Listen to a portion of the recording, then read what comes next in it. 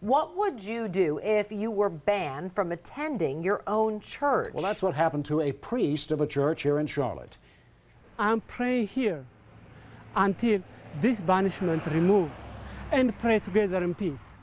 Father Hailu was priest at Holy Trinity Ethiopian Orthodox Church for 2 years until he was fired by the president of the parish council in 2014.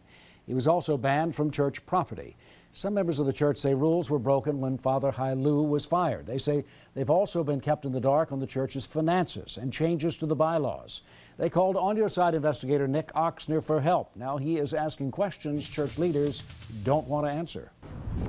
Hey, Nick Oxner, WBTV On Your Side investigates. Dr. Solomon Guksa heads the parish council at the Holy Trinity Ethiopian Orthodox Church. We're wondering why you haven't been able to provide your church members any financial information. We wanted to talk with him about allegations being made by church members. It's a fight as old as the Bible itself. Read the New Testament. We had the same problem in Galatia, had the same problem to church at Corinth. Some members of Holy Trinity Church have accused Guksa of being a dictator.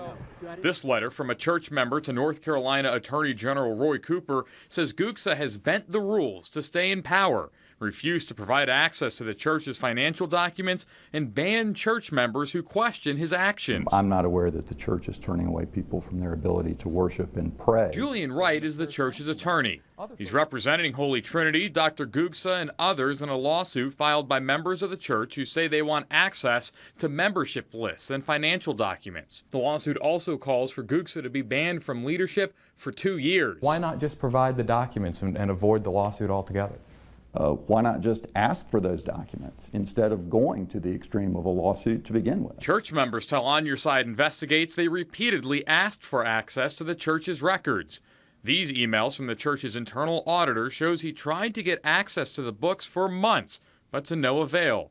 Guksa would only give him access to some records inside the church, but even then, the information was limited. This letter from the plaintiff's attorney asking for the documents cites a state law that requires churches to provide members access to financial information and membership lists upon request. Every plaintiff I've spoken with off camera tells me that all they want is access to the church financials and to the membership lists. Okay. Well, if that were true, this lawsuit never would have had to have been filed, and this lawsuit could have been resolved months ago.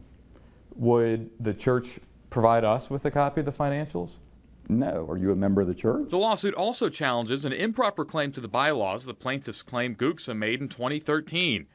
The change requires churchgoers to pay a monthly fee and volunteer at fundraisers to keep their membership in the church. I don't see what's going on at Holy Trinity is remarkably different from expecting all the disciples to contribute what they have and what is precious to them to the greater glory of God and to the greater working of the church. Well, is there not a difference between contributing what you have and what you're able and paying your required monthly membership fee? I mean, that sounds like I'm joining a gym.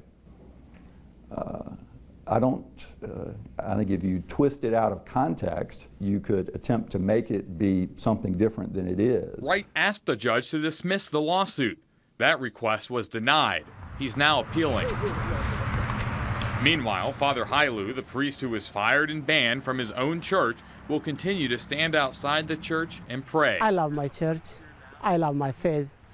This is all about I give my life for this church. And hope this conflict, just like the ones in Corinth and Galatia, will soon end. Don't touch me. Before that happens, though, church members say they need answers. Is there any question you're willing to answer today?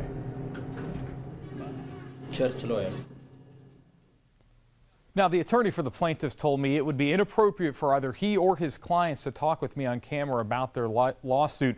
Right now online at WBTV.com, I've posted documents from the lawsuit against the church. I've also posted a video explaining what happened when our cameras showed up with Father Hailu outside of Holy Trinity one Sunday morning. Nick Oxner, WBTV, On Your Side.